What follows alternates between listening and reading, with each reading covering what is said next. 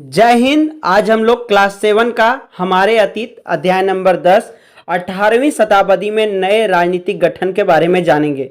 इससे पहले हम लोगों ने अध्याय 9 में जाना था क्षेत्रीय संस्कृतियों का निर्माण, मतलब किस प्रकार क्षेत्र के लोग ही एक बड़े से साम्राज्य यानी मुगल साम्राज्य में कई छोटे छोटे क्षेत्र थे जहाँ पे पहनावा, खान पान, वेशभूषा, धर्म, जाति, कई तरह के आधारों पे एक नई संस्कृति का निर्माण हो रहा था, नया रीति रिवाज चल रहा था। इन सारे चीज़ों के बारे में जाना था। उससे पीछे हम लोगों ने अध्याय 8 अध्याय ईश्वर से अनुराग और जनजातीय खाना बदोश और एक जगह बसे हुए समुदाय आदि के बारे में जाना था।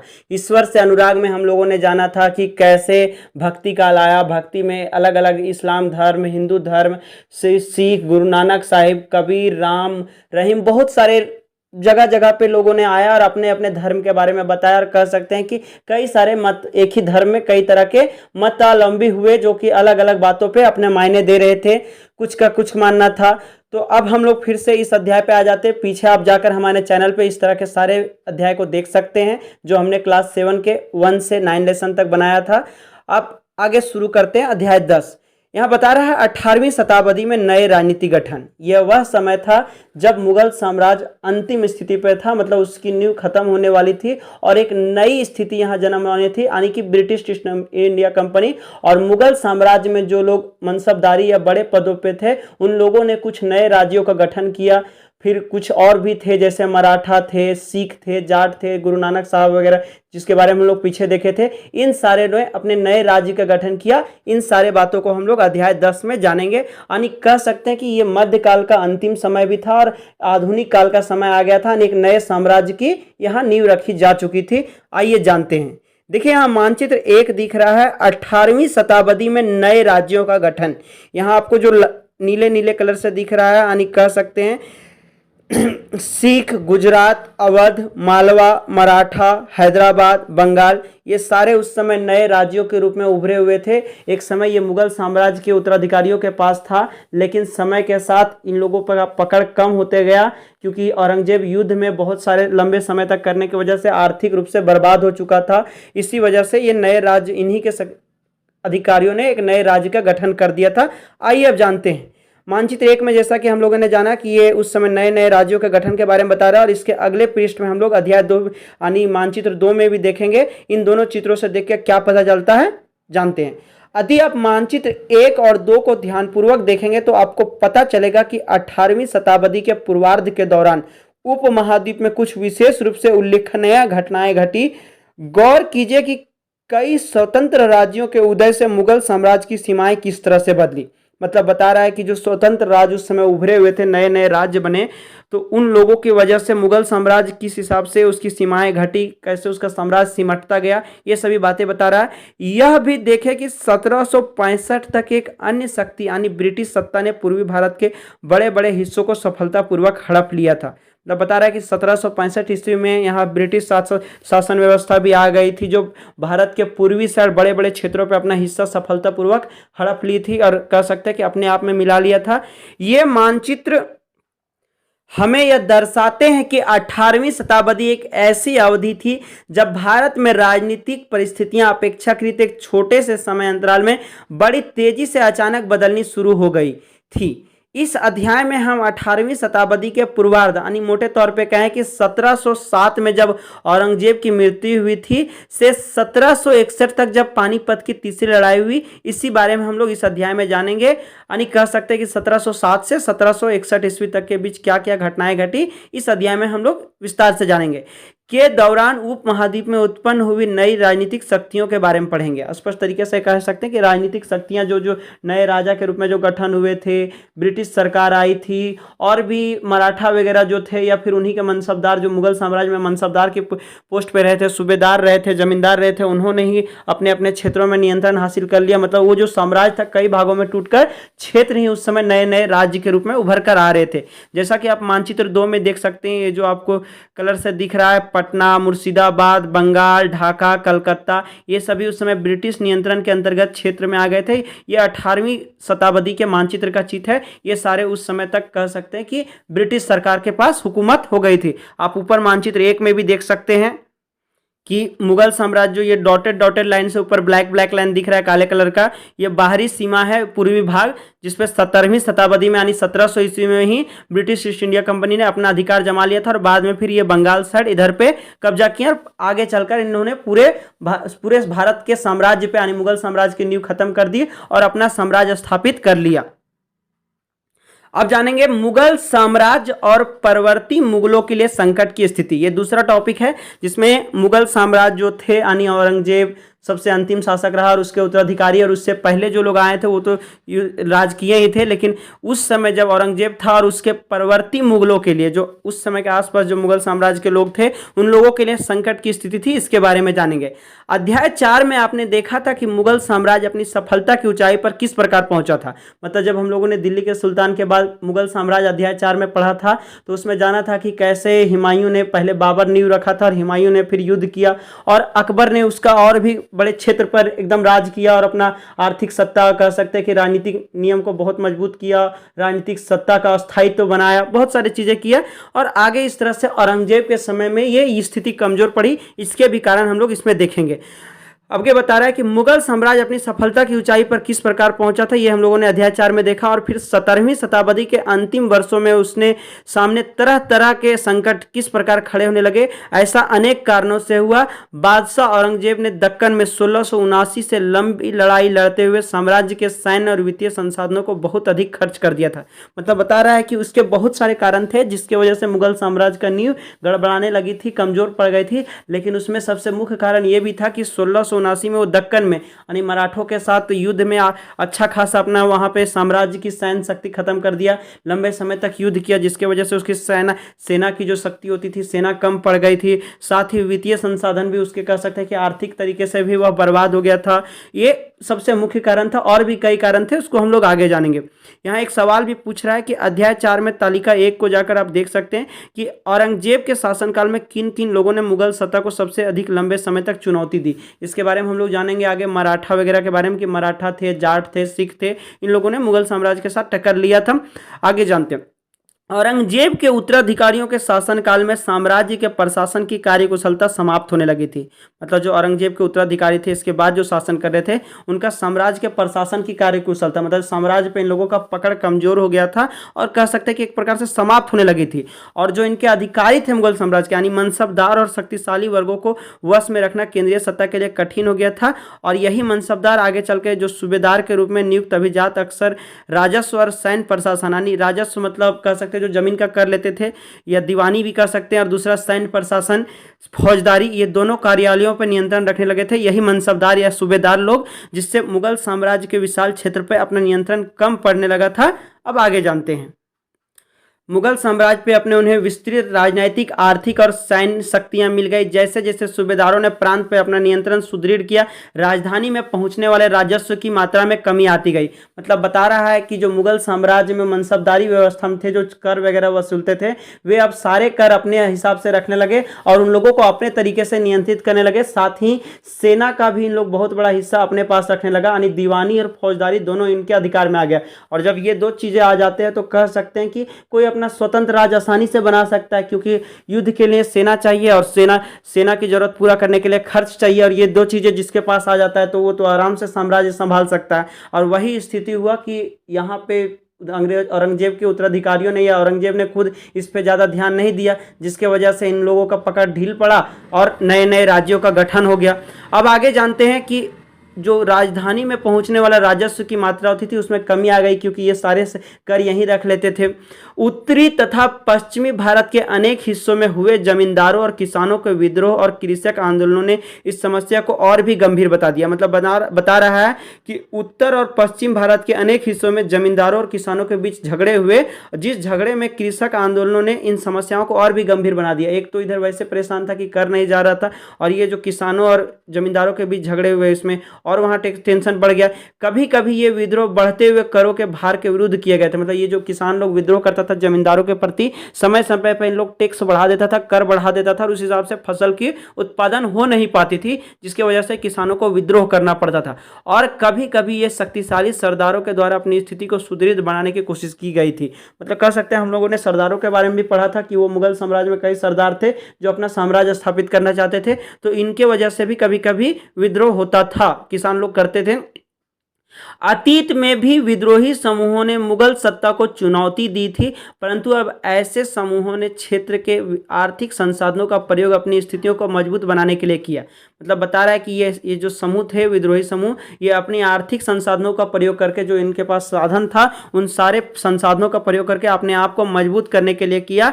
और जिस तरह से धीरे धीरे राजनीतिक व आर्थिक सत्ता प्रांतीय सूबेदारों, स्थानीय सरदारों व अन्य समूहों के हाथ में आ रही थी, औरंगजेब के उत्तराधिकारी इस बदलाव को रोक ना सके। मतलब ये कंट्रोल नहीं कर पाए औरंगजेब के जो उत्तराधिकारी थे, और इन लोगों का साम्राज्य खत्म हो गया कह सकते हैं, क्योंकि स्थानीय स्तर पे जो सरकार थी, ये प्रांतीय सूबेदार जो थे, ये सारे लोग अपने अपने ही कर वगैरह रख लेते थे, सैनिक अपने पास रख लेते थे, नियंत्रण इनका होता था, जिसके वजह से अब मुगल साम्राज्य बहुत कमजोर पड़ गई थी। आगे देखिए यहाँ बता रहा है कि भरपूर फसल और खाली तिजोरियां। मतलब कह सकते हैं कि आज के समय में जैसे टैक्स अगर कोई नहीं दे तो सरकार को बहुत बड़ा प्रॉब्लम होगा, उसी तरह उस समय हो रहा था कि फसल बढ़िया हो रही थी, लेकिन कर किसी का जा नहीं रहा था, तिजोरियां खाली पड़ी हुई थी। यहाँ देखिए वही बता रहा है कि एक तत्कालिक लेखक ने साम्राज्य के वित्तीय दिवालियेपन का वर्णन इस शब्दों में किया है: बड़े जमींदार निसहाय और निर्धन हो गए हैं और उनके किसान वर्ष में 2 बार फसलें उगाते हैं, लेकिन उन्हें दोनों में से कुछ नहीं मिलता है। उनके स्थानीय गुमास्ते एक तरह से किसानों के हाथ की कुटपुतली बने रहते हैं, जैसे कि स्वयं किसान अपने ऋणदाता के वश में रहता है जब तक कि वह साहूकार का कर्जा नहीं चुका देता। इस प्रकार संपूर्ण व्यवस्था में प्रशासन इतना चकनाचूर हो चुका है कि यद्यपि किसान अपनी फसल के जरिए मानो सोना बटोरता हो, लेकिन उसके मालिक जमींदार को एक तिनके का टुकड़ा भी नहीं मिलता है।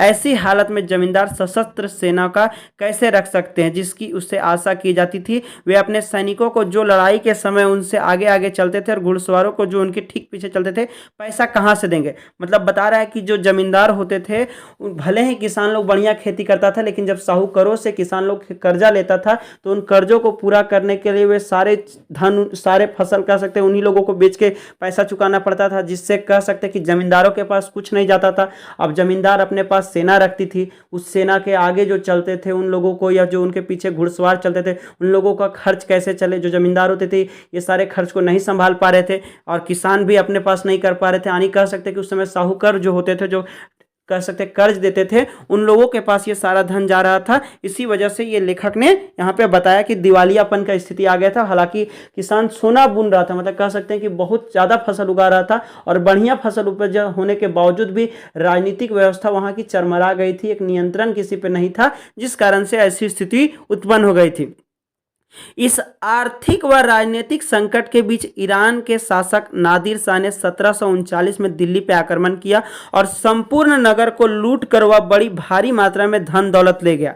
मतलब ये ईरान का एक शासक था नादिर शाह, जो 1739 में दिल्ली पर आक्रमण किया और काफ़ी बड़ी मात्रा में, एक तो वैसे स्थिति खराब थी और ऊपर से धन दौलत यहाँ से लूट कर ले गया। नादिर शाह के आक्रमण के बाद अफगान शासक अहमद शाह अब्दाली के आक्रमणों का तांता लगा रहा। उसने तो 1748 से 1761 के बीच 5 बार उत्तरी भारत पे आक्रमण किया और लूटपाट मचाई। मतलब बता रहा है कि पहले नादिर शाह ने किया और बाद में अफगान का एक शासक था, अफगान एक देश है, वहां का शासक अहमद शाह अब्दाली भी 5 बार लगातार 1748 से 1761 के बीच उत्तरी भारत पे आक्रमण किया और काफ़ी चीज़ें लूटकर यहाँ से ले गया अपने देश अफगान में। अब इसी के बारे में यहाँ नादिर शाह के बारे में चित्र 1 में देख सकते हैं कि नादिर शाह का यह 1779 का एक चित्र है। इसके बारे में जानेंगे कि नादिर शाह का दिल्ली पे आक्रमण। नादिर शाह के आक्रमण के परिणाम स्वरूप दिल्ली में जो विध्वंस हुआ, यानी जो क्षतिपूर्ति हुई, उसका वर्णन समकालीन प्रेक्षकों ने किया था। इनमें से एक ने मुगल कोष से जिस तरह का धन लूटा गया था, इसका वर्णन इस तरह से किया गया: 60 लाख रुपये और कई हजार सोने के सिक्के, लगभग 1 करोड़ रुपए के सोने के बर्तन, लगभग 50 करोड़ रुपए के गहने, जवाहरात और अन्य चीजें ले गया, जिनमें से कुछ तो इतनी बेशकीमती थी कि दुनिया में इनका मुकाबला कोई नहीं कर सकता है, जैसे तख्ते ताउस यानी मयूर सिंहासन। मतलब कह रहा है कि जब ये सब लूट गया तो उसमें काफी सारा 60 लाख रुपया था। आज के समय में ये कम है, लेकिन उस समय के मुगल साम्राज्य यानी आज से 500 साल पहले की बात कर रहा है जब, तो उस समय क्या स्थिति होगा। तो 60 लाख रुपया थे, कई हजार सोने के सिक्के थे और 1 करोड़ से ऊपर सोने के बर्तन थे, 50 करोड़ के गहना था, जवाहरात था। इसी तरह कुछ कुछ चीजें ऐसे थे जैसे कि तख्ते हाउस और मयूर सिंहासन, जिसका बराबरी तो किया ही नहीं जा सकता था, इतना बेशकीमती था जिसका कोई मोल ही नहीं लगाया जा सके। एक अन्य वृत्तांत में दिल्ली पर आक्रमण के प्रभाव का वर्णन मिलता है, मतलब एक और दूसरे जगह लिखा हुआ मिलता है कि जो कभी मालिक थे अब बड़ी दर्दनाक हालात में आ गए, जिन्हें कभी भरपूर आदर इज्जत दी जाती थी, उन्हें अब प्यास बुझाने के लिए पानी भी नहीं मिलता। अलग अलग पड़े लोगों को उनके कानों में खींचकर बाहर निकाल दिया गया, दौलतमंदों को भिखारी बना दिया गया। जो शौकीन लोग कभी तरह तरह के सुंदर कपड़े पहनकर पोशाकों का नया नया फैशन चलाते थे, अब नंगे घूमने लगे, और जिनके पास जमीन जायदाद की कोई कमी नहीं थी वे अब बेघर हो गए। नया शहर शाहजहानाबाद अब मलबे का ढेर बन गया। नादिर शाह ने तब शहर के पुराने मोहल्लों पे हमला बोला और वहां की सारी दुनिया को तबाह कर डाला। मतलब जो नादिर शाह था वो पुराने शहर को भी नहीं छोड़ा। और यहाँ पे ऐसा बता रहा है कि जो एक समय बहुत सारे कपड़े से मतलब लदे हुए रहते थे, एक तरह से बेशकीमती कपड़ों से, आज वे कपड़े के लिए मोहताज हो रहे हैं, भिखारी के जैसा जीवन जी रहे हैं। खाने पीने के लिए जिसके पास भरपूर रहता था आज वही एकदम नहीं है। फैशन की इतनी सुविधाएं होती थी, आज उनके पास एक प्रकार से कह सकते कि एक पहनने के लिए कपड़े नहीं हैं। जिनके पास एक समय बहुत बड़ी मात्रा में जमीन जायदाद होते थे, आज वे घर के लिए बेघर है, घर तक नहीं है। इस तरह की बातें इस वृत्तांत में दिखने को मिला था। अब हम लोग जानते हैं साम्राज्य पर सब ओर से दबाव तो पड़ ही रहा था। अभिजातों के विभिन्न समूहों की पारस्परिक प्रतिद्वंद्विता ने उसे और भी कमजोर बना डाला। मतलब साम्राज्य पे सभी तरह से इस तरह से लूटपाट हो रहा था और नए नए राज्यों का गठन हो रहा था, कई सारी की स्थिति थी, प्रतिद्वंद्विता पड़ रही थी। साथ ही किसान लोग इधर विद्रोह कर रहा था, किसानों को भी नहीं मिल रहा था। और सारी स्थितियों के बावजूद यहाँ एक और भी काम था कि ये अभिजात जो थे, जो उस समय ज़्यादा अभिजात होता था, जिनको बड़ा पद मिलता था, तब पैसे मिलते थे मुगल साम्राज्य में, यही अभिजात अब दो गुटों में बटे हुए थे, ईरानी और तुरानी। तुर्क मुल्क के काफी समय तक परवर्ती मुगल बादशाह इनमें से एक या दूसरे समूह के हाथों की कठपुतली बने रहे। बेहद अपमानजनक स्थिति तब पैदा हो गई जब दो मुगल बादशाहों फर्रुखसियार, जो कि 1713 से 1779 तक राज किया था, और आलमगीर द्वितीय, जो 1754 और 1759 की हत्या हो गई, और दो अन्य बादशाहों अहमद शाह अब्दाली, जो कि 1748 से 1754 तक रहा था, और शाह आलम द्वितीय को उनके अभिजातों ने अंधा कर दिया। मतलब उनके ही अपने लोगों ने अभिजात, मतलब जो उस समय मनसबदारी की व्यवस्था पे थे, बड़े बड़े उन लोगों के पास पावर होते थे, वही सब इनको अंधा कर दिया था, अपने ही शासक को। अब इस तरह से मुगल साम्राज्य की नींव बिल्कुल समाप्त हो गई थी। और इसी बीच मनसबदारों ने, या कह सकते जो राजपूत थे, जो उनके साथ बड़े बड़े पदों पे आसीन थे उनके यहाँ, वही अब नए नए राज्यों का उदय कर रहे थे। इसके बारे में हम लोग जानते हैं। यहाँ मुगल सम्राटों की सत्ता के पतन के साथ साथ बड़े बड़े प्रांतों के सूबेदार और बड़े बड़े जमींदारों ने उपमहाद्वीप के विभिन्न भागों में अपनी शक्ति और प्रबल बना ली। 18वीं शताब्दी के दौरान मुगल साम्राज्य धीरे धीरे कई स्वतंत्र क्षेत्रीय राज्यों में बिखर गया। मतलब वो जो एक समय मुगल साम्राज्य होता था, सारे क्षेत्र एक में होते थे, अब वो कई छोटे छोटे क्षेत्रों में बंट गए थे। 18वीं शताब्दी की ये बात बता रहा है। मोटे तौर पर 18वीं शताब्दी के राज्यों को 3 परस्पर व्यापी समूहों में बांटा जा सकता था। मतलब वो जो मुगल साम्राज्य था उसको 3 भागों में बांटा जा सकता था, एक अवध, बंगाल व हैदराबाद, जिसके बारे में हम लोग तीनों के बारे में विस्तार से जानेंगे। जैसे वे राज्य जो पहले मुगल प्रांत थे, हालांकि इन राज्यों का शासक अति शक्तिशाली थे और काफी हद तक स्वतंत्र थे। उन्होंने मुगल बादशाह से औपचारिक तौर पे अपने संबंध नहीं तोड़े, मतलब कह सकते हैं बातचीत के मामले में ठीक ठाक रहे, रिश्ता अपना ठीक ठाक रखा, लेकिन बोला कि अब हम स्वतंत्र रहेंगे। और वे इतने कमजोर थे कि कुछ भी मुगल साम्राज्य नहीं कर पाए। दूसरा, ऐसे राज्य जो मुगलों के पुराने शासनकाल में वतन जागीरों के रूप में काफी स्वतंत्र थे, इनमें कई राजपूत प्रदेश भी शामिल थे जो मुगलों से स्वतंत्र थे पुराने शासनकाल में वतन के रूप में। बाकी ये कर वगैरह पहुंचाते थे सरकार को, ये कह सकते हैं कि अच्छा खासा उपहार वगैरह वगैरह भी देते थे। इनमें से कई राजपूत प्रदेश भी शामिल थे तथा तीसरी श्रेणी में मराठों, सिखों तथा जाटों के राज्य आते हैं। ये विभिन्न आकार के थे और इन्होंने कड़े और लंबे सशस्त्र संघर्ष के बारे में बाद मुगलों से स्वतंत्रता छीन कर ली थी। इसके बारे में भी हम लोग आगे जानेंगे। गुरु नानक के बारे में जाने थे, गुरु नानक साहब जिनके बारे में ईश्वर से भक्ति यानी अध्याय 8 में भी हम लोगों ने इनके बारे में पढ़ा था। मुगल साम्राज्य में इनका कई का नाश हुआ था, कई सिख साम्राज्य का। अब जानेंगे पुराने मुगल प्रांत। पुराने मुगल प्रांतों से जिन उत्तराधिकारियों राज्यों का उद्भव हुआ उनमें से 3 राज्य प्रमुख थे। मतलब बता रहे हैं जो मुगल प्रांत से जो नए नए राज्य बने थे उसमें 3 मुख्य राज्य थे। पहला अवध, बंगाल और हैदराबाद। ये तीनों ही राज्य उच्च मुगल अभिजातों द्वारा स्थापित किए गए थे। मतलब जो अभिजात होते थे, मनसबदार व्यवस्था, जिसमें छोटे छोटे क्षेत्रों को संभालते थे मुगल साम्राज्य में, उन्हीं लोगों के बारे में बता रहा है कि ये जो तीनों क्षेत्र थे अब ये नए नए राज्य के रूप में उभर कर आए थे। और इसमें जो सबसे पहला था इन तीनों राज्यों के संस्थापक, पहला जो अवध के थे वो सयादत खान थे, दूसरा बंगाल के मुर्शिद कुली खान और तीसरा हैदराबाद के आसफ जाह। ऐसे व्यक्ति थे जिनका मुगल दरबार में ऊंचा स्थान थे। मुगल बादशाहों को उन पर भरोसा और विश्वास था। आसफ जाह और मुर्शिद कुली खान दोनों को 7-7 हजार जात का दर्जा मिला हुआ था, जबकि सयादत खान को जात का दर्जा 6,000 था। मतलब ये एक प्रकार से कैटेगरी था इन लोगों का। दोनों को 7-7 हजार मिला था और सयादत खान जो कि अवध के थे इनको 6,000 मिला था। आगे बता रहा है हैदराबाद निजाम उल मुल्क आसफ जाह। अब हम लोग हैदराबाद के बारे में यहाँ जानेंगे, जहाँ के ये उल मुल्क आसफ जाह थे जो 1724 से 1748 तक राज किए हुए थे, जिसने हैदराबाद राज्य की स्थापना की थी। आप यहाँ चित्र 2 में देख सकते हैं कि एक अभिजात के दरबार में स्वागत करते हुए फर्रुखसियार, मुगल बादशाह फर्रुखसियार के दरबार का एक अत्यंत शक्तिशाली सदस्य था। उसे सर्वप्रथम अवध की सूबेदारी सौंपी गई थी और बाद में उसे दक्कन का कार्यभार दे दिया गया था।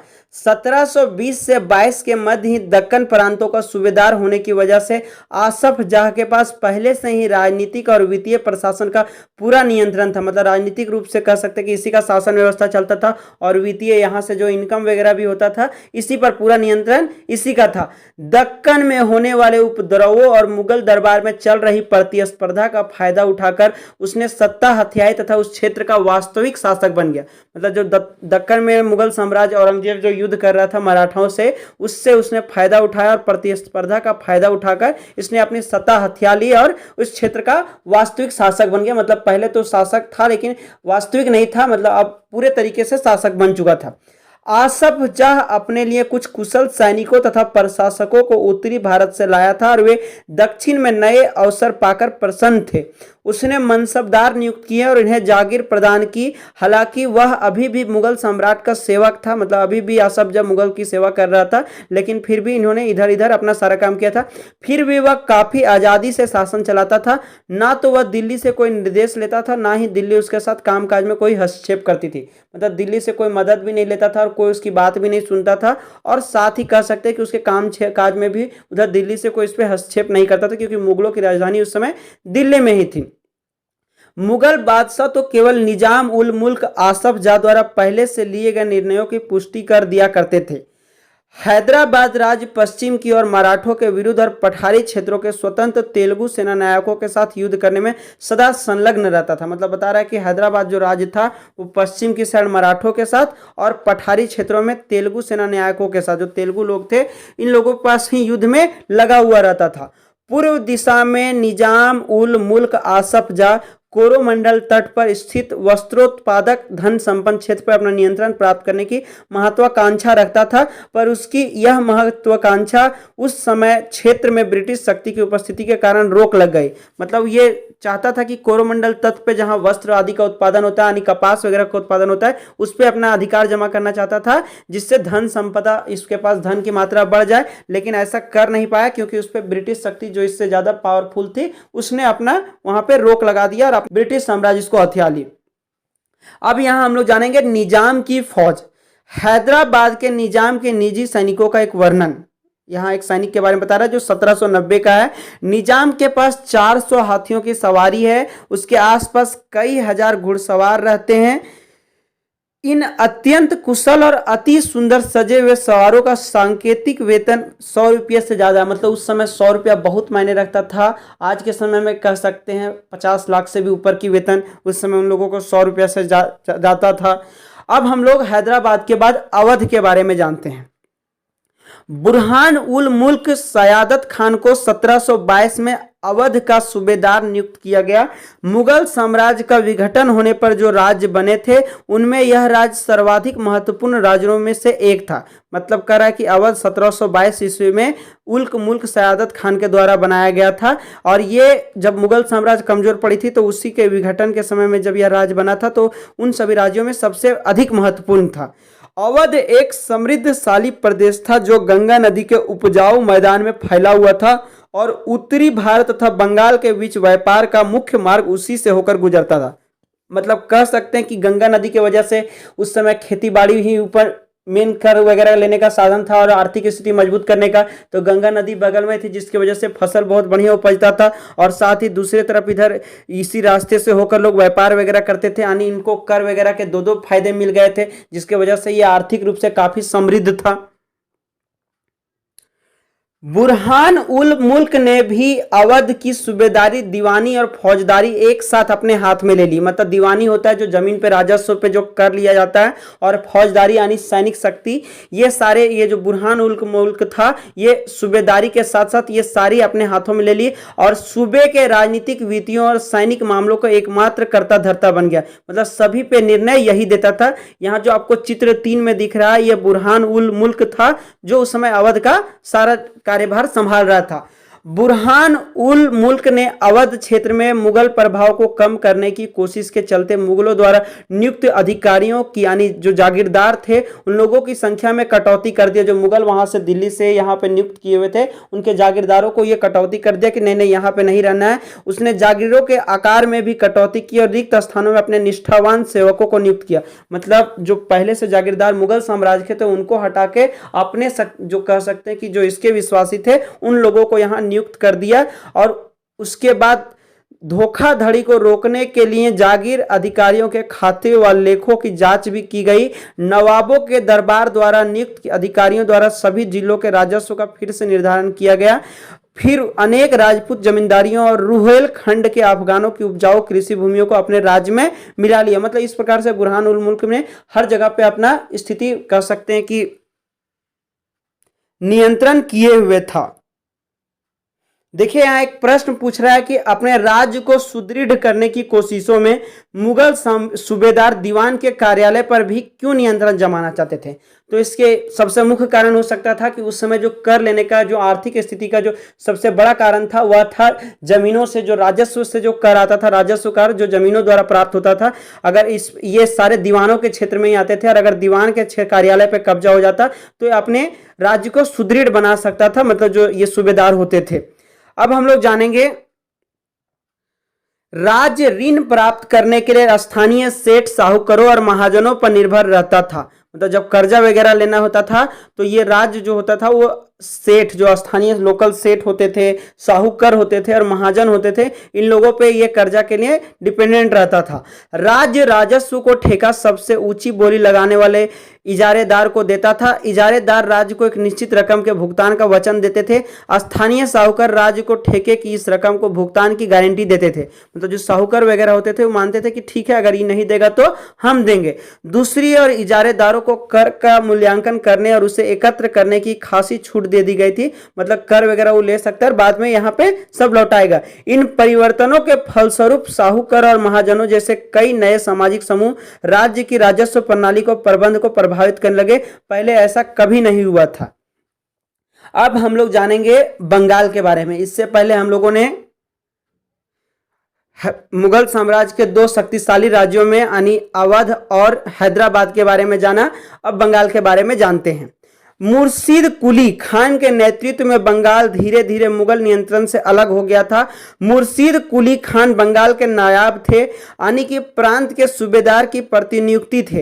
यद्यपि मुर्शीद कुली खान औपचारिक रूप से सूबेदार कभी नहीं बना, उसने बहुत जल्द सूबेदार के पद से जुड़ी हुई सत्ता अपने हाथ में ले ली। हैदराबाद और अवध के शासकों की तरह इसने भी राज्य के राजस्व प्रशासन पे अपना नियंत्रण जमाया। बंगाल में मुगल प्रभाव को कम करने के लिए उसने बंगाल के राजस्व के बड़े पैमाने पे पुनर्निर्धारण करने का आदेश दिया। मतलब जो राजस्व आता था, जो टैक्स आता था, इसने भी उस पर अपना नियंत्रण जमाया, क्योंकि मेन होता है किसी भी युद्ध को जीतने के लिए या साम्राज्य को चलाने के लिए आर्थिक स्थिति मजबूत होना। और उस समय इन लोगों ने जब देखा कि राजनीतिक स्थिति कमजोर पड़ रही है, तो इन्होंने लोकल स्थानीय सरकारों पास या स्थानीय जनता से इन लोगों ने अपनी पहले आर्थिक स्थिति मजबूत की। चाहे किसी भी राज्य में आप देख लीजिए, बंगाल में मुगल प्रभाव को कम करने के लिए उसने बंगाल के राजस्व का बड़े पैमाने पर पुनर्निर्धारण करने का आदेश दिया। सभी जमींदारों से बड़ी कठोरता से राजस्व नकद वसूल किया जाता था। परिणाम स्वरूप बहुत से जमींदारों को महाजनों तथा साहूकारों से उधार लेना पड़ता था। मतलब ये जमींदारों से जबरदस्ती लेते थे, लेना पड़ता था, जिसके वजह से जमींदार लोग साहूकार वगैरह से लेके उधार लेकर इन लोगों को देते थे और बाद में वे किसानों से वसूल करते थे। ये जो जमींदार होते थे, जो लोग राजस्व का भुगतान नहीं कर पाते थे, उन्हें मजबूरन अपनी जमीन बड़े जमींदारों को बेचनी पड़ती थी। मतलब जो जमींदार लोग होते थे, अगर अपना राजस्व नहीं दे पाते थे ये सूबेदारों को, तो ये अपने से बड़े जमींदार को अपनी जमीन बेच देना पड़ता था और उसके बाद इन लोगों को सारा चीज चुकाना पड़ता था। इस प्रकार 18वीं शताब्दी में बंगाल के एक क्षेत्रीय राज्य बन जाने से जमींदारों का काफी बदलाव आया। राज्य और साहूकारों के बीच हैदराबाद तथा अवध में जो घनिष्ठ संबंध था, वह अलीवर्दी खान के शासनकाल, जो कि 1740 से 1756 में बंगाल में भी स्पष्ट दिखाई दिया, उसके शासनकाल में जगत सेठ का साहूकार घराना अत्यंत समृद्धशाली हो गया। मतलब बता रहा है कि जो बंगाल का क्षेत्रीय प्रांत जब एक नए राज्य के रूप में उभर कर आया, तो काफी सारा जो राज्य और साहूकार थे, इसके बीच काफी घनिष्ठता संबंध बन गया था। और अलीवर्दी खान, जिसके शासनकाल में बंगाल भी स्पष्ट दिखाई देता है, उसके शासनकाल में ये जो सेठ थे और साहूकार थे बहुत ही अमीर बन गए थे, समृद्धशाली हो गए थे। देखिए यहाँ आप चित्र 4 में देख सकते हैं, अलीवर्दी खान का दरबार है, जिसमें काफी समृद्धता से नृत्य वगैरह गाया जा रहा है। आगे जानते हैं कि यदि हम इन राज्यों के अभिलक्षणों पर विहंगम दृष्टि डालें, यानी सही से दृष्टि डालें, तो हमें उनमें कुछ समानताएं, विशेषताएं देखने को मिलेगी। प्रथम, यद्यपि बड़े राज्य पुराने मुगल अभिजातों द्वारा स्थापित किए गए थे, ये अभिजात कुछ प्रशासनिक व्यवस्थाओं के प्रति संदेहास्पद थे। मतलब कह सकते हैं कि डॉट करते थे, शक करते थे जो उन्हें उत्तराधिकार में मिले थे। विशेषता, वे जागीरदारी व्यवस्था को अत्यंत संदेह की दृष्टि से देखा करते थे। दूसरा, उनके कर प्राप्त करने के तरीके मुगलों से भिन्न थे। मतलब जैसे मुगल लोग कर प्राप्त करता था तो वो सारे जमींदार से सूबेदार लेते थे, सूबेदार से दिल्ली पहुंचता था, ये उस तरह नहीं करते थे। ये सीधा जमींदारों से जाकर अपना कर लेते थे, सूबेदार बीच से हट गए थे। और आगे बताया कि कर संग्रह के लिए राज्य के अधिकारियों पर निर्भर न रहकर तीनों राज्य जैसे हैदराबाद, अवध और बंगाल ने राजस्व वसूली के लिए इजारेदारों के साथ ठेके कर लिए। ठेके कर लिए मतलब इजारेदारों को बोल दिया कि हमको तुमसे कर चाहिए, और इजारेदार लोग बड़े बड़े जमींदारों से लेने लगे। और बड़े जमींदारों के पास अगर नहीं हो पाता था तो वो किस साहूकारों आदि से कर्ज लेते थे, या फिर अपना जमीन बड़े बड़े उससे बड़े जमींदारों को अपना बेच देते थे। इजेदारी की प्रथा जो मुगल द्वारा पूर्णतः नापसंद की गई थी, 18वीं शताब्दी में समस्त भारत में फैल गई थी। तथापि देहात के उसके प्रभाव में क्षेत्रीय विभिन्नताएं थी। इन सभी क्षेत्रीय राज्यों में तीसरा सामान्य लक्षण यह था कि उनमें राज्य और धनी महाजनों तथा वणिक जनों के बीच संबंध उभरने लगे। ये साहूकार महाजन लोग लगान वसूल करने वाले इजारेदारों का पैसा उधार देते थे, बदले में प्रतिभूति, जमानत या बंधक के रूप में जमीन रख लेते थे। उनकी जोतों से अपने खुद के करिंदों के जरिए कर वसूल किया करते थे। इस प्रकार समस्त भारत में धनाढ़ साहूकारों और महाजनों की इस नई राजनीतिक व्यवस्था में साझेदारी बढ़ रही थी। यहां बता रहे एक बात कि राजपूतों की वतन जागरी। इसमें एक साइड में एक बात आया कि कई राजपूत शासकों ने मुगलों का अधिराजत्व स्वीकार किया था, लेकिन मेवाड़ एकमात्र ऐसा राजपूत राज था जिसने मुगल सत्ता को चुनौती दी थी। राणा प्रताप 1572 में उदयपुर तथा मेवाड़ के बड़े क्षेत्र पर नियंत्रण के साथ मेवाड़ की राजगद्दी पर आसीन हुए। राणा के पास मुगल अधिराज्य को अस्वीकार करने के लिए कई दूतों को भेजा गया, लेकिन वे अपने नियंत्रण पर निर्णय पर दृढ़ रहे। मतलब बता रहा है कि कई सारे राजपूत जो थे वो मुगलों की अधीनता स्वीकार कर लिए थे, लेकिन इसमें एक राणा साहब भी थे जिन्होंने 1572 में उदयपुर तथा मेवाड़ पर अपना नियंत्रण स्थापित किया था। और इनको कभी कितने बार मुगलों ने कहा कि हमारी गुलामी स्वीकार कर लो, लेकिन राणा इस बात पर निर्णय एकदम अड़ल रहे कि नहीं, हम ऐसा नहीं करेंगे। अब इसके बारे में इस तरह से जानते हैं। बहुत से राजपूत घराने, विशेष रूप से अंबर और जोधपुर के राजघराने, मुगल व्यवस्था में विशिष्टता के साथ सेवारत रहे थे। मतलब जो कह सकते हैं कि जोधपुर था और अंबर था, ये सभी मुगल काल में अपनी सेवा देते रहे, लेकिन बदले में उन्हें अपनी वतन जागीरों पर पर्याप्त स्वायत्तता का आनंद लेने की अनुमति मिली हुई थी।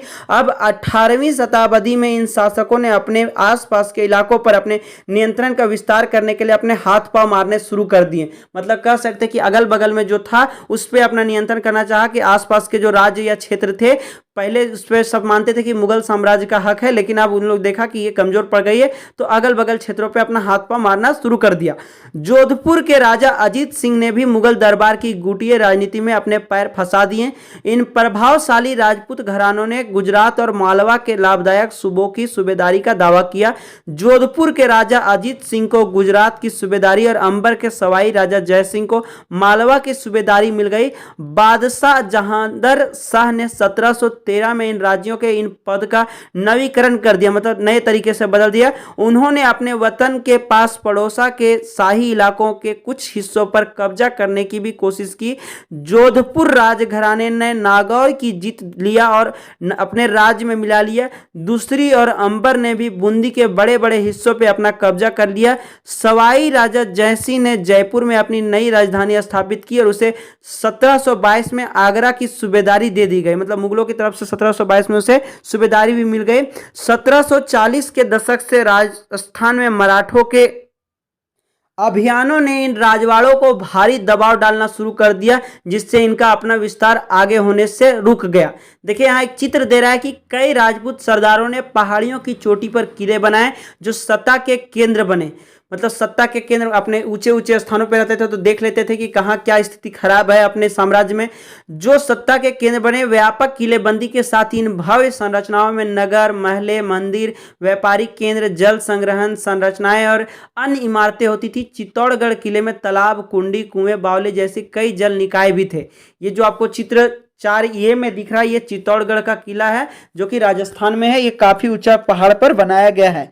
अब आगे आप देख सकते हैं जयपुर के राजा जय सिंह के बारे में यहाँ एक चित्र दिया हुआ है कि 1732 के एक फारसी वृत्तांत में राजा जय सिंह का वर्णन किया हुआ इस तरह से मिलता है फारसी वृत्तांत में कि राजा जय सिंह अपनी सत्ता की चरम सीमा पे थे। 12 वर्ष के लिए वे आगरा के सूबेदार रहे या 5 या 6 वर्ष के लिए मालवा के।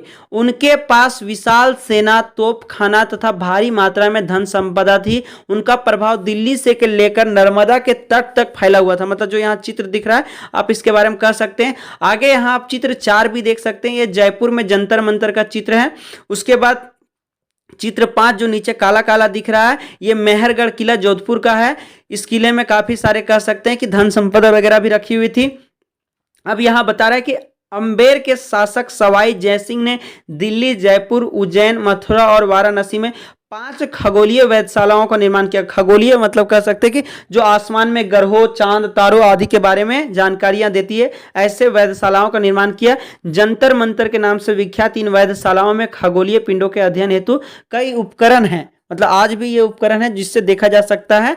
अब देखिए यहाँ नीचे बता रहा है आज़ादी हासिल करना। हमने जाना अवध, बंगाल, हैदराबाद, उसके बाद ये सारे नए नए प्रांत के रूप में मुगल साम्राज्य से टूट गए थे। फिर राजपूत घराने कुछ जो इनके अधीनता में थे और कुछ जो इनके अधीन नहीं होना चाह रहे थे, उन सारे चीज़ों के बारे में जाने। अब हम लोग नए बारे में जानेंगे, यानी कि आज़ादी हासिल करना। जो सिख लोग थे उनके बारे में जानेंगे और भी दो लोगों के बारे में जानेंगे। अध्याय 8 में आपने पढ़ा कि 17वीं शताब्दी के दौरान सिख एक राजनीतिक समुदाय के रूप में गठित हुए। इसमें पंजाब के क्षेत्रीय राज्य निर्माण को बढ़ावा मिला। मतलब बता रहे इसी तरह 18वीं शताब्दी के आसपास कह रहा है कि राज्य निर्माण में इन लोगों को, सिखों को बढ़ावा मिला। गुरु गोविंद सिंह ने 1699 में खालसा पंथ की स्थापना से पूर्व और उसके पश्चात राजपूत व मुगल शासकों के खिलाफ कई लड़ाइयां लड़ी। मतलब राजपूतों के साथ, मुगल साम्राज्य के साथ बहुत सारे लड़ाई इन लोगों ने लड़ा था, सिख साम्राज्य के जो खालसा होते थे। 1708 में गुरु गोविंद सिंह की मृत्यु के बाद बंदा बहादुर के नेतृत्व में खालसा ने मुगल सत्ता के खिलाफ विद्रोह किए। उन्होंने बाबा गुरु नानक और गुरु गोविंद सिंह के नामों वाले सिक्के गढ़कर अपने शासन का सार्वभौम बताया। कि मतलब ये हर जगह है, सार्वभौम का मतलब होता है सभी जगह। सतलुज और अमुना नदियों के बीच के क्षेत्र में उन्होंने अपने प्रशासन की स्थापना की। 1715 में बंदा बहादुर को बंदी बना लिया गया और उसे 1716 में मार दिया गया। देखिए यहाँ एक सवाल पूछ रहा है कि खालसा से क्या अभिप्राय है। क्या आपको याद है कि इसके बारे में आपने अध्याय 8 में भी पढ़ा था? देखिए आप अध्याय 8 में आप जाकर देख सकते हैं, हमने इसके बारे में बताया है। खालसा दरअसल एक प्रकार से कह सकते हैं कि सिख धर्म के अनुयायियों को, मतलब उसमें जो कह सकते हैं जो प्रवचन वगैरह सुनते थे, उन सारे लोगों के समूह को ही खालसा कहा जाता था, जिसको गुरु गोविंद सिंह ने अपने समय में चलाया था। आगे देखते हैं, यहाँ एक तलवार आपको दिख रहा होगा चित्र 7 में, ये महाराणा रंजीत सिंह की तलवार है। और चित्र 6 में जो दिख रहा है ये 10वें गुरु गोविंद सिंह का चित्र यहाँ पे दिया हुआ है। गुरु गोविंद सिंह घोड़े पे, रथ पे तैयार हैं और इनके आगे एक सिपाही चल रहा है युद्ध की, मतलब कह सकते हैं एक प्रकार से आज़ादी का भावना लेकर। अब जानते हैं 18वीं शताब्दी में कई योग नेताओं के नेतृत्व में सिखों ने अपने आप को पहले जत्थों में और बाद में मिसलों को संगठित किया। इन जत्थों और मिसलों की संयुक्त सेनाएं दल खालसा कहलाती थी। मतलब हम लोग पहले खालसा पढ़े और जो कई सारे सेनाओं को जब एक में संगठित किया तो इसे दल खालसा कहा जाने लगा। उन दिनों दल खालसा बैसाखी और दिवाली के पर्वों पर अमृतसर में मिलता था। इन बैठकों में वे सामूहिक निर्णय लिए जाते थे, मतलब सामूहिक तरीके से निर्णय लेते थे कि क्या करना है, कैसे युद्ध करना है या कैसे जीतना है, कैसे अपने साम्राज्य का विकास करना है, जिन्हें गुरु माता, गुरु के प्रस्ताव कहा जाता था। सिखों ने राखी व्यवस्था स्थापित की, जो आज हम लोग राखी वगैरह बांधते हैं, जिसके अंतर्गत किसानों से उसकी उपज का 20% कर के रूप में लेकर बदले में उन्हें संरक्षण प्रदान किया जाता था। मतलब यहाँ पे जब गुरु माता की जगह पे बैठते थे तो ये सारे लोग मीटिंग करते थे और इसमें किसानों का 20% फसल रख लेते थे कर के रूप में, टैक्स के रूप में, और बदले में ये अन्य लोगों से इन लोगों को संरक्षण प्रदान करते थे, सहायता देते थे, मदद करते थे। आगे बता रहा है कि गुरु गोविंद सिंह ने खालसा को प्रेरित किया था कि शासक उनके भाग्य में है, राजा करेगा खालसा। ऐसा उन्होंने कहा था कि शासक मतलब तुम्हारे भाग में, अपने धर्म के लोगों को कहा कि तुम लोग एक दिन राजा बनोगे, तुम लोगों के भाग में राजा बनना है। अपने सुनियोजित संगठन के कारण खालसा पहले मुगल सूबेदारों के खिलाफ और फिर अहमद शाह अब्दाली के खिलाफ सफल विरोध प्रकट कर सका। अहमद शाह अब्दाली ने मुगलों से पंजाब का समृद्ध प्रांत और सरहिंद का सरकार को अपने कब्जे में कर लिया था। मतलब इधर अहमद शाह अब्दाली जो था वो मुगल से कह सकते हैं कि पंजाब का कुछ प्रांत और सरहिंद का सरकार को अपने कब्जे में कर लिया था। कह सकते हैं कि पूरे तरीके से ये तो टूट ही चुके थे। खालसा ने 1765 में अपना सिक्का गढ़कर सार्वभौम शासन की घोषणा की। यह महत्वपूर्ण है कि सिक्के पे उत्कीर्ण शब्द वही थे जो बंदा बहादुर के समय में खालसा के आदेशों में पाए जाते थे। मतलब अपने इन्होंने सिक्के वगैरह भी चलाया और उससे घोषणा की कि हम लोग सार्वभौम में सब एक साथ हैं। 18वीं शताब्दी के अंतिम भाग में सिख इलाके सिंधु से यमुना तक फैले हुए थे। यद्यपि ये विभिन्न शासकों में बटे हुए थे। इनमें से एक शासक महाराणा रंजीत सिंह ने विभिन्न सिख समूहों में फिर से एकता कायम करके 1799 में लाहौर को अपना राजधानी बनाया। मतलब लाहौर प्रांत में अपना राजधानी बनाया। अब सिखों के बाद हम लोग मराठा के बारे में जानेंगे। देखिए आपको चित्र 7 में जो ए नंबर दिख रहा है ये शिवाजी का रूप चित्र है। मराठा के कह सकते हैं सबसे शक्तिशाली शासक यही थे। 17वीं सदी के अंत तक दक्कन में शिवाजी के नेतृत्व में एक शक्तिशाली राज्य के उदय की शुरुआत हुई, जिसमें अंततः एक मराठा राज्य की स्थापना हुई। शिवाजी का जन्म 1630 में शाहजी और जीजाबाई से हुआ था। मतलब शिवाजी के पिता का नाम शाहजी और मां का नाम जीजाबाई था, जो 1630 में हुआ था। अपनी माता और अभिभावक दादा कोंडदेव से मार्ग निर्देशन में शिवाजी कम उम्र में ही विजय पथ पर निकल पड़े थे। मतलब सफलता की राह पर निकल पड़े थे, क्योंकि इसके माता और इसके जो कह सकते हैं अभिभावक कोंडदेव थे, इन्होंने इन्हें काफी सारे ज्ञान की बातें बताई थी कम उम्र में ही। जावली पर कब्जे ने उन्हें मावाल पाठों का अविवादित मुखिया बना दिया, जिसने उनके क्षेत्र विस्तार का पथ प्रशस्त किया। बीजापुर और मुगलों के खिलाफ उनके कह सकते हैं कि कारनामों ने उन्हें विख्यात व्यक्तित्व तो बना दिया। वे अपने विरोधियों के खिलाफ प्रायः गुरिल्ला युद्ध का प्रयोग करते थे। मतलब अपने जो उसको विरोधी थे, जिनसे वे झगड़े करते थे, दक्कन में जो मुगल खास करके कह सकते हैं मुगल लोग, इनसे औरंगजेब इन्हीं से टकराया हुआ था, उसके प्रति ये गुरिल्ला युद्ध करते थे और इसमें ये काफी महारत हासिल किए हुए थे। चौथ और सरदेश मुखी पर आधारित राजस्व संग्रह प्रणाली की सहायता से उन्होंने एक मजबूत मराठा राज्य की नींव रखी थी। ये यानी महाराष्ट्र साइड की कह रहा है, पंजाब साइड तो इन सिखों ने रखा था, महाराष्ट्र साइड शिवाजी ने रखा था और बाकी उधर अवध, बंगाल और हैदराबाद पे उधर कुछ अलग ही थे उस समय। सबके बारे में हम लोग जाना ही। अब जानते हैं मराठा के बारे में। मराठा राज्य एक अन्य शक्तिशाली क्षेत्रीय राज्य था। यह भी एक प्रकार से कह सकते हैं कि मुगल साम्राज्य में एक समय था, लेकिन बाद में ये एक क्षेत्रीय राज्य के रूप में उभर के आया, जैसे कि अवध, बंगाल ये सब आए थे, जो मुगल शासन का लगातार विरोध करके उत्पन्न हुआ था। शिवाजी 1627 से 1680 ने शक्तिशाली योद्धा परिवारों देशमुख की सहायता से एक अस्थायी राज्य की स्थापना की। अत्यंत गतिशील कृषक पशुचारक, जिसको कुणबी कहा जाता था, उसमें पशुचारकों को मराठों की सेना के मुख्य आधार बन गए। मतलब जो किसान होते थे और पशुचारक जो जानवरों को चराते थे, उन लोगों को ही ये सेना में अपने भर्ती किए और उन लोगों को काफी महारत दिलाया, उन लोगों को युद्ध कला सिखाया। शिवाजी ने प्रायद्वीपीय मुगलों को चुनौती देने के लिए सैन्य बल का प्रयोग किया। शिवाजी की मृत्यु के पश्चात मराठा राज में प्रभावी शक्ति चित्पावन ब्राह्मणों के एक परिवार के हाथ में रही, जो शिवाजी के उत्तराधिकारियों के शासनकाल में पेशवा प्रधानमंत्री के रूप में अपनी सेवाएं देती रही। शिवाजी के शासनकाल में पेशवा प्रधानमंत्री को कहा जाता था, और ये एक प्रकार से कह सकते हैं कि ब्राह्मणों के ही एक व्यक्ति थे, जो इनके बाकी उत्तराधिकारियों को बहुत जगह जगह पे निर्णय देते रहे, राय देते रहे। पुणे मराठा राज्य की राजधानी बन गया। अब कह सकते हैं कि मराठा जो क्षेत्रीय राज था, उसकी राजधानी पुणे बनी। जैसे हम लोग सिखों के बारे में जाने कि इन्होंने अपना राजधानी लाहौर में बनाया था। पेशवाओं की देखरेख में मराठों ने एक अत्यंत सफल सैन्य संगठन का विकास कर लिया। जैसे आज के समय में प्रधानमंत्री होते हैं, उसी तरह उस समय पेशवा होते थे, और उसी की मदद से मराठों ने कह सकते हैं कि काफी बड़े सैनिक शक्ति का विकास कर लिया था। उनकी सफलता का रहस्य यह था कि वे मुगलों के किलाबंद इलाकों से टक्कर ना लेते हुए उनके पास से चुपचाप निकलकर शहरों कस्बों पे हमला बोलते थे, और मुगल सेना से ऐसे मैदानी इलाकों में मुठभेड़ लेते थे जहां रसद, पान और कामुक आने के रास्ते आसानी से रोके जा सकते थे। मतलब बता रहा है कि ये जो मराठा साम्राज्य था, ये किलों के सामने कभी भी युद्ध नहीं करते थे, बल्कि ये कस्बों में यानी गांवों और शहरों में जाकर हमला बोलते थे, और ऐसे जगहों पे जहां मैदानी क्षेत्र होते थे, क्योंकि यहीं ये गुरिल्ला युद्ध करते थे, और मुठभेड़ करके यहां से ऐसे जगहों को ब्लॉक कर देते थे, रोक देते थे, जहां पाने रसद पाने यानी पीने वाला एक प्रकार से पेय पदार्थ होता है, और कुमक आने के रास्ते आसानी से रोके जा सकते थे, जिसके वजह से इन लोग के सैनिकों को बहुत बाधा पहुंची थी, और इस तरह से इन लोग साम्राज्य को अपने क्षेत्र में मिला लेता था।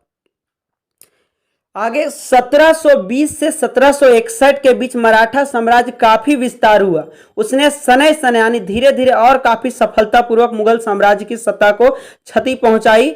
1720 के दशक तक मालवा और गुजरात मुगलों से छीन लिए गए। मतलब अब इन लोगों का महाराष्ट्र से गुजरात और मालवा पे भी कब्जा हो गया था। धीरे धीरे ये मुगलों से काफी सत्ता को छीन लेते। 1730 के दशक तक मराठा नरेश को समस्त दक्कन प्रायद्वीप के आधारित के रूप में मान्यता मिल गई, और साथ ही क्षेत्र पे चौथ यानी ऐसे जगहों को चौथ कहा जाता था कि जिस पर जमींदारों द्वारा वसूले जाने वाले भू राजस्व का 25% दक्कन में इनको मराठा वसूलते थे। मतलब कह सकते हैं कि जमींदार लोग जो कर उछलते थे उसका 25% ये मराठा लोग रख लेते थे, उसे ही चौथ कहा गया। और सरदेश मुखी मतलब दक्कन में मुख्य राजस्व संग्रहकर्ता को दिए जाने वाले भू राजस्व का 9 से 10% हिस्सा ये रखते थे।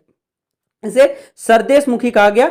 ये कर वसूलने का अधिकार भी मिल गया था। मतलब किसी भी साम्राज्य को चलाने के लिए कर तो लेना ही पड़ता, तो ये दो तरीके से कर लेते थे, एक चौथ के तरीके से और दूसरा सरदेश मुखी, मतलब जिसमें जमींदारों से ये 25% तक कर लेते थे, और सरदेश मुखी में ये दक्कन के क्षेत्र में 9 से 10% हिस्सा रख लेते थे। आगे बता रहा है कि 1737 में दिल्ली पर धावा बोलने के बाद मराठा प्रभुत्व की सीमाएं तेजी से बढ़ी। मतलब जब मुगल साम्राज्य का राजधानी था उस पर इन लोगों ने धावा बोल दिया। वे उत्तर में राजस्थान और पंजाब, पूर्व में बंगाल और उड़ीसा तथा दक्षिण में कर्नाटक और तमिल एवं तेलुगु प्रदेशों तक फैल गई। मतलब कह सकते हैं आज जो भारत है उसके हर कोने में इन लोग फैल गया था मराठा शक्ति। इन क्षेत्रों को औपचारिक रूप से मराठा साम्राज्य में सम्मिलित नहीं किया गया, मगर मराठा प्रभुसत्ता को स्वीकार करने के तरीके के रूप में उन्हें भेंट की रकम ली जाने लगी। मतलब कह सकते हैं कि इन लोगों ने मराठा शक्तित्व को नहीं बोला कि आप लोग मराठा शक्ति अपनाइए, बल्कि इन लोगों से उन लोगों ने जो मराठा लोग थे उन लोगों ने कुछ उपहार के तौर पे इन लोगों से लेना शुरू कर दिया कि ठीक है आप लोग कुछ दीजिए, बाकी आप लोग स्वतंत्रता से अपना राज्य संभालिए। साम्राज्य के इस विस्तार से उन्हें संसाधनों का भंडार तो मिल गया, मगर उनके लिए उन्हें कीमत भी चुकानी पड़ी। मराठों के सैन्य अभियानों के कारण अन्य शासक भी उनके खिलाफ हो गए। मतलब जो सैन्य अभियान अपना चला रहे थे, सैनिक अभियान, उससे कई शासक उनके विरुद्ध हो गए। परिणाम स्वरूप मराठों को 1761 में पानीपत की तीसरी लड़ाई में अन्य शासकों से कोई सहायता नहीं मिली। जब पानीपत का तीसरा युद्ध यानी कि औरंगजेब और मराठों के बीच हुआ तो अन्य कई शासक, चूंकि ये हर क्षेत्र में अपना नियंत्रण हासिल कर रहे थे, जिसकी वजह से कई सारे शासक इनके मदद नहीं किए औरंगजेब से युद्ध के समय में, यानी पानीपत के तीसरी लड़ाई के समय में। आगे बता रहा है कि अंतहीन सैन्य अभियानों के साथ साथ मराठों ने एक प्रभावी प्रशासन व्यवस्था तैयार की। जब किसी इलाके पर एक बार विजय अभियान पूरा हो जाता था और मराठों का शासन सुरक्षित हो जाता था तो वहां स्थानीय परिस्थितियों को ध्यान में रखते हुए धीरे धीरे भू राजस्व की मांग की, कृषि की प्रोत्साहित किया गया और व्यापार को पुनर्जीवित किया गया। मतलब बताया जा रहा है कि जब किसी क्षेत्र पर इन लोगों का कब्जा हो जाता था तो वहां के किसानों को एक प्रकार से कह सकते हैं कि उन लोगों की परिस्थितियों को ध्यान में रखते हुए भू राजस्व की मांग की जाती थी, उनसे टैक्स लिया जाता था। लेकिन यह भी ध्यान में रखा जाता था कि उन्हें कृषि आदि के बारे में नॉलेज दिया जाता था, खेती बाड़ी करने बोला जाता था, उनका उत्साह बढ़ाया जाता था, साथ ही व्यापार वगैरह पे जोर दिया जाता था कि वे व्यापार करें जिससे इन लोगों को अच्छा से कर मिल सके। इससे सिंधिया, गायकवाड़ और भोसले जैसे मराठा सरदारों को शक्तिशाली सेनाएं खड़ी करने के लिए संसाधन मिल सके। और चूंकि इस तरह से समृद्ध होंगे तो बहुत बड़ा सेना इन लोगों के पास मिल सकता है, सेनाएं खड़ी करने के लिए संसाधन मिल सके। 1720 के दशक में मालवा में मराठा अभियानों ने उस क्षेत्र में स्थित शहरों के विकास व समृद्धि को कोई हानि नहीं पहुंचाई। उज्जैन सिंधिया के संरक्षण में और इंदौर होलकर के आश्रय में फलता फूलता रहा। ये शहर हर तरह के बड़े और समृद्धशाली थे और वे महत्वपूर्ण वाणिज्यिक और सांस्कृतिक केंद्रों के रूप में कार्य कर रहे थे। मराठों द्वारा नियंत्रित इलाकों में व्यापार के नए मार्ग खुले। चंदेरी के क्षेत्र में उत्पादित रेशमी वस्त्रों को मराठों की राजधानी पुणे में नया बाजार मिला। बुरहानपुर पहले आगरा और सूरत के बीच की दूरी पर ही अपने व्यापार में संलग्न था, लेकिन अब उसके अपने वाणिज्यिक भीतरी क्षेत्र को बढ़कर दक्षिण में पुणे और नागपुर को, पूर्व में लखनऊ तथा इलाहाबाद को शामिल कर लिया गया। मतलब बता रहा है कि ये जो मराठे थे ये लूटपाट नहीं करते थे, शहरों को तबाह नहीं करते थे, इसके वजह से इनकी ख्याति बढ़ी। चूंकि ये यहाँ के स्थानीय थे, जिसके वजह से जिन भी नगरों को ये अपनाते थे, कब्जा करते थे, उस पर ये अपना अधिकार जैसा नहीं, एक प्रकार से शासन का बागडोर कह सकते हैं कि जनता के हाथों में रहने देते थे, व्यापार के माध्यम को बढ़ाते थे, कृषि वगैरह के लिए उत्साहित करते थे और सुखी संपन्न रहने के लिए ऐसा इन लोग करते थे, जिसके वजह से काफी इन लोगों का साम्राज्य फला फूला भी था।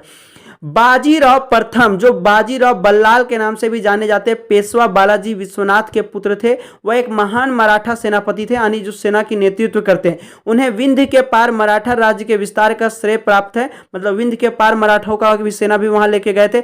वे मालवा, बुंदेलखंड, गुजरात और पुर्तगालियों के खिलाफ सैन्य अभियानों के लिए भी जाने जाते हैं। मतलब इस प्रकार से कह सकते हैं कि काफी बड़े क्षेत्र को युद्ध के मामले में जीते हुए थे और सबको शांतिपूर्ण तरीके से बाद में जीतने के बाद वहां स्थानीय सत्ता जैसा लागू कर दिया था और शांतिपूर्ण तरीके से रहते थे। अब हम लोग जानेंगे जाट के बारे में।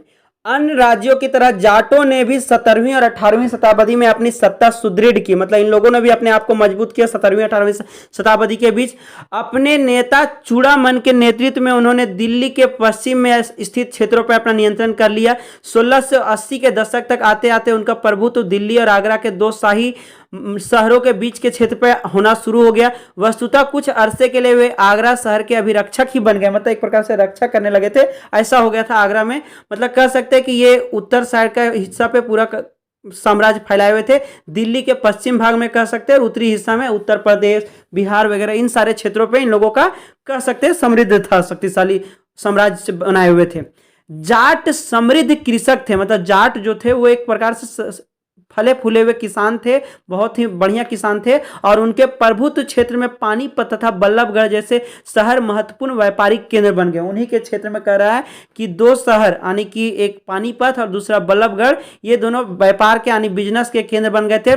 सूरजमल के राज में भरतपुर शक्तिशाली राज्य के रूप में उभरा। 1739 में जब नादिर शाह ने दिल्ली पर हमला बोलकर उसे लूटा तो दिल्ली की कई प्रतिष्ठित व्यक्तियों ने भरतपुर में शरण ली, यानी वहीं जाकर रहने लगे। नादिर शाह का पुत्र जावीर शाह के पास 30,000 सैनिक थे। उसने 20,000 अन्य सैनिक मराठाओं से लिए और 15,000 सैनिक सिखों से लिए और इन सब के बलबूते पर वह मुगलों से लड़ा था। मतलब कह सकते हैं कि उस समय सिख, मराठा और ये सब आपस में मिल गए थे और मुगलों से लड़ाई किए हुए थे। इस तरह सेना वगैरह मिला के मराठाओं का कुछ सेना, कुछ सिखों से सेना लिए हुए थे और कुछ इनके पास अपने सेना थे। इन सारे से लेकर ये इस तरह से युद्ध किए हुए थे। आगे बता रहा है कि जहां भरतपुर का किला काफी हद तक पारंपरिक शैली से बनाया गया था, वहीं दिग में जाटों ने अंबर और आगरा की शैलियों को समन्वय करते हुए एक विशाल बाग महल बनवाया था।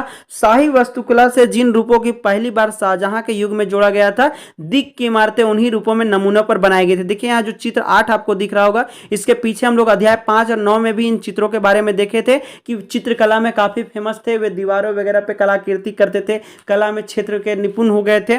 यहाँ चित्र 8 में आप देख सकते हैं कि 18वीं शताब्दी का दिग का राजमहल का एक समूह है। इमारत की छत पे मुख्य सभा भवन के बांग्ला गुंबद पे गौर कर सकते हैं, जो ऊपर गुंबद जैसा बना हुआ दिख रहा है, ये इस्लाम धर्म के समय में प्रतिष्ठित हुआ था। आगे बता रहा है इसी में कि जाटों की शक्ति सूरजमल के समय प्रकाष्ठा पे पहुंची थी, मतलब बहुत ऊंचे स्तर पे पहुंच गई थी जब सूरजमल था इन लोगों का शासक, जिन्होंने 1756 से 1763 के दौरान भरतपुर जाट राज्य को आधुनिक राजस्थान, जो आज का राजस्थान है, उस पर उस समय साम्राज्य चला रहा था, आधुनिक राजस्थान में संगठित किया। सूरजमल के राजनीतिक नियंत्रण में जो क्षेत्र शामिल थे उसमें आधुनिक पूर्वी राजस्थान, दक्षिणी हरियाणा, पश्चिमी उत्तर प्रदेश और दिल्ली शामिल थे। सूरजमल ने कई किले और महल बनवाए, जिसमें भरतपुर का प्रसिद्ध लोहरगढ़ का किला इस क्षेत्र में बने सबसे मजबूत किलों में से एक था। अब देखिए अन्यत्र में यहां बता रहा है कि फ्रांसीसी क्रांति के बारे में, मतलब का अन्यत्र का मतलब कह सकते हैं कि इसी समय अन्य महाद्वीपों में किस तरह की स्थितियां उत्पन्न हो रही थी। 18वीं शताब्दी में भारत की विभिन्न राज्य व्यवस्थाओं में जनसाधारण की अपनी अपनी सरकारों के कार्यों में हिस्सा लेने का अधिकार नहीं था। ऐसी स्थिति पश्चिमी दुनिया में 18वीं सदी के आखिरी दशकों तक बनी हुई थी। मतलब बता रहा है कि 18वीं सदी तक, जैसे आज हम लोग लोकतंत्र में वोट वगैरह देते हैं, सारे चीज़ों में हम लोगों का निर्णय होता है, उस समय तो राजाओं के समय में 18वीं सदी में हमारे पास ये अधिकार नहीं था। और ऐसी स्थिति फ्रांस में भी बता रहा है कि पश्चिमी दुनिया के जो पश्चिमी इलाका है उस क्षेत्र में भी उस समय को जनता को यह निर्णय लेने का अधिकार नहीं था। अमेरिकी, जो कि 1776 से 1781 और फ्रांसीसी क्रांतियों ने इस स्थिति को और साथ साथ अभिजात वर्ग के सामाजिक व राजनीतिक पदाधिकारियों को चुनौती दी।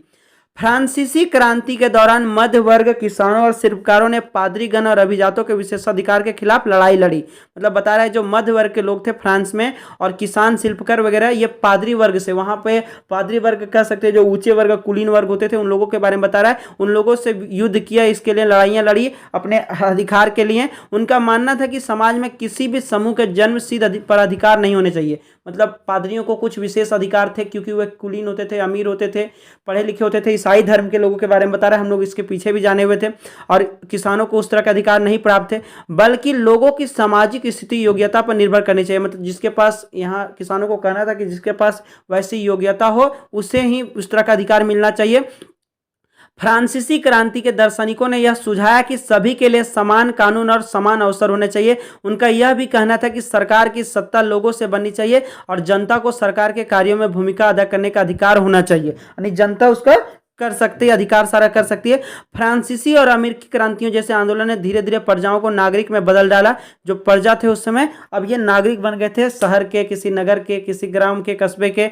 नागरिकता, राष्ट्रीय राज्य एवं लोकतांत्रिक अधिकारों के विचार ने भारत में 19वीं सदी के अंत दशकों से जड़ पकड़ी। मतलब कह सकते हैं भारत में स्थिति 19वीं सदी के बाद आई, जो 20वीं सदी में कह सकते हैं ये पूरी तरीके से एक लोकतंत्र बन पाया अपना भारत। इसके बारे में हम लोग क्लास 8 में जानेंगे। इस प्रकार हमारा ये अध्याय समाप्त होता है और क्लास 7 का अंतिम अध्याय भी समाप्त होता है। आइए एक बार इसे फिर से रिवाइज कर लेते हैं कि क्या क्या इसमें हम लोगों ने जाना। सबसे पहले हम लोगों ने मानचित्र 1 में जाना कि ब्रिटिश ईस्ट इंडिया कंपनी पूर्वी क्षेत्र यानी ऊपरी के हिस्सों पर कब्जा कर लिया था मुगल साम्राज्य से। उसके बाद मुगल साम्राज्य और परवर्ती मुगलों के लिए जो संकट की स्थिति आई थी, जिससे कई सारे नए नए राज्यों का गठन हुआ, ये सारे चीजों के बारे में जाना।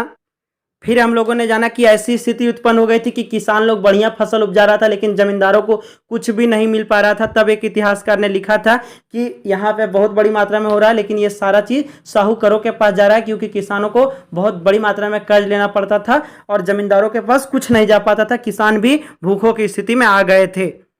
उसके बाद हमने अफगान का शासक अहमद शाह अब्दाली और नादिर शाह के बारे में जाना, जिन्होंने दिल्ली पे आक्रमण समय समय पे किया। और अफगान शाह अब्दाली तो 5 बार आक्रमण किया, जिससे काफ़ी सारा क्षतिपूर्ति हुआ। उसके बाद 3 तरह के नए राज्यों का उदय हुआ, जिसमें पहला अवध, बंगाल और हैदराबाद। दूसरा में जो थे ये राजपूत शासक वगैरह थे, उन लोगों के बारे में जाना। और तीसरे श्रेणी में मराठा, सिख तथा जाटों के बारे में जाना। सबसे पहला स्थिति था, पहले मुगल प्रांत में हैदराबाद था। हैदराबाद के शासक आसफ जाह जो थे, उन्होंने हैदराबाद की नींव रखी थी। उसके बाद अवध के शासक बुरहान उल मुल्क सयादत खान के बारे में जाना। इन्होंने अवध की शासन व्यवस्था संभाली थी, इसकी नींव रखी।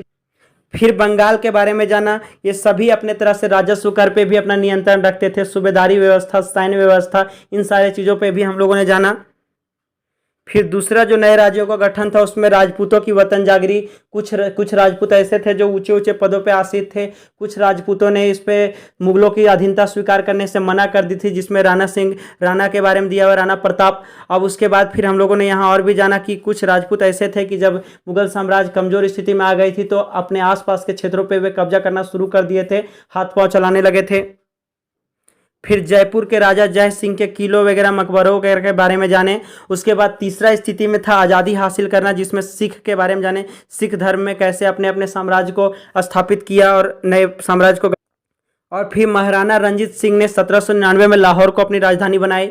उसके बाद फिर मराठों की शक्ति के बारे में जाना कि मराठे शांतिप्रिय शासक के रूप में उभर के आए। ये भारत के हर एक क्षेत्र में युद्ध किए, मतलब कह सकते हैं कि अपना नियंत्रण स्थापित किए, लेकिन वहाँ के लोगों को कृषि वगैरह के बारे में, व्यापार वगैरह के बारे में उन लोगों को गौरवान्वित करते थे और उन लोगों के उत्साह को बढ़ाते थे ताकि उन लोग कर सके, और साम्राज्य का केंद्र बड़ा बनाया। साथ ही सैन्य शक्ति भी इनकी मजबूत हुई। उसके बाद फिर हम लोगों ने जाट वगैरह के बारे में जाना, जो कि ये दिल्ली के आसपास के क्षेत्रों पे कह सकते हैं कि नियंत्रण हासिल किए हुए थे। शुरुआती समय में जाट एक समृद्ध किसान होते थे, जो काफ़ी स्तर पे, ऊंचे स्तर पे खेती बाड़ी करते थे और अमीर होते थे। इन लोगों को ही जाट कहा गया। इसी में से इन लोग फिर कुछ क्षेत्रों पे कब्जा किए हुए था, मतलब कह सकते हैं कि दक्षिण हरियाणा में, राजस्थान में, पश्चिमी उत्तर प्रदेश और दिल्ली के कुछ क्षेत्र इनके अधीन में था। इस प्रकार से मुगल साम्राज्य कई खंडों में बट गई, जो मुख्य रूप से 3 तरह के थे, राजपूत, अवध, बंगाल और हैदराबाद इधर दूसरा, और तीसरा जाट वगैरह जो थे, जाट, सिख आदि। इस तरह से ये अध्याय हमारा समाप्त होता है। उम्मीद करते हैं आपको ये अध्याय समाप्त समझ में आया होगा। वीडियो पसंद आया हो तो लाइक कर ले। साथ ही इस तरह के नॉलेजफुल जानकारी लेने के लिए हमारे चैनल को सब्सक्राइब कर ले। कुछ नहीं समझ में आया तो कमेंट करें। मिलते हैं नेक्स्ट वीडियो में, तब तक के लिए जय हिंद, धन्यवाद।